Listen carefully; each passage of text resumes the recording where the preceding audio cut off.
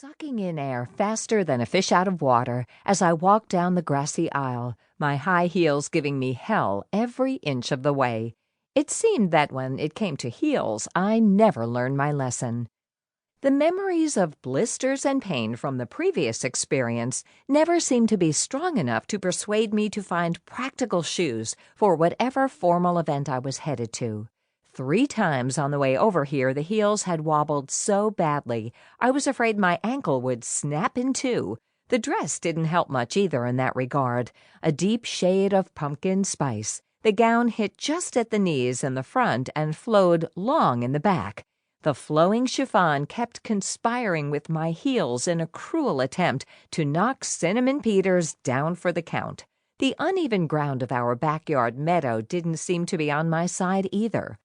But luckily, for the length of the aisle, I had someone strong to lean on. "I was about to send Billy over to check on you," Daniel whispered, stiffening his arm for me to put my weight against as we made our way to the altar. "Warren and I were beginning to worry that the new oven might have swallowed you up." "Nope," I whispered, "just a little mishap with the pumpkin pies, but I think we'll all survive with one less." Typically, when making pies for special events, I always baked more than the occasion called for, just to be safe.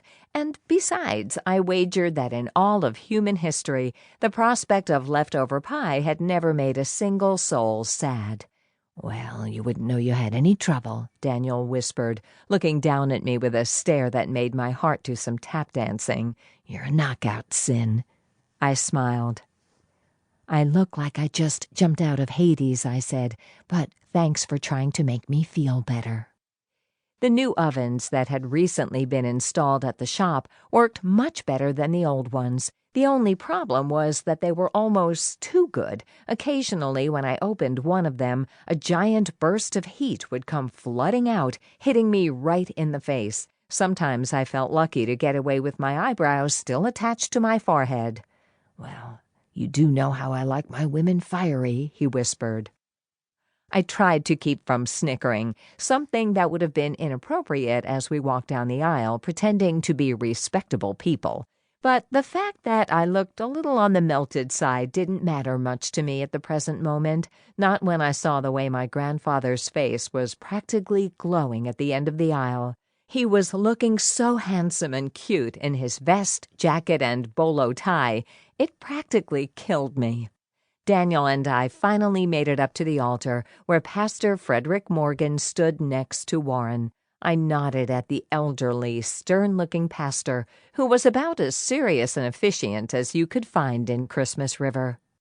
Eileen wanted to be married by a man of God who wasn't going to hijack the wedding ceremony with hammy jokes, the way so many officiants these days did. So after a considerable search, Eileen and Warren settled on Pastor Morgan for his no-nonsense demeanor and his reasonable fees. And because of all the potential officiants they talked to, Pastor Morgan didn't seem to mind the fact that the wedding was taking place outside in mid-October, which was surprising on account of the man's old age. Daniel kissed my cheek, and we parted ways to take our positions on opposite sides of the altar. I stood at my grandfather's side near the birch arch, while Daniel, so as to make it even and not exacerbate the fact that Eileen didn't have as many friends and family members at the wedding as Warren did, stood on the bride's side. I squeezed the old man's arm slightly. "You ready for this?" He glanced over his shoulder at me, smiling confidently, causing a row of wrinkles to deepen across his forehead.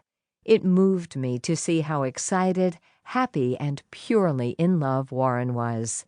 "You bet," he rasped, not a shred of doubt in his voice. "Don't you know how long I've been wanting to do right by that Scottish beauty of mine?" "How long?" I whispered, playing along.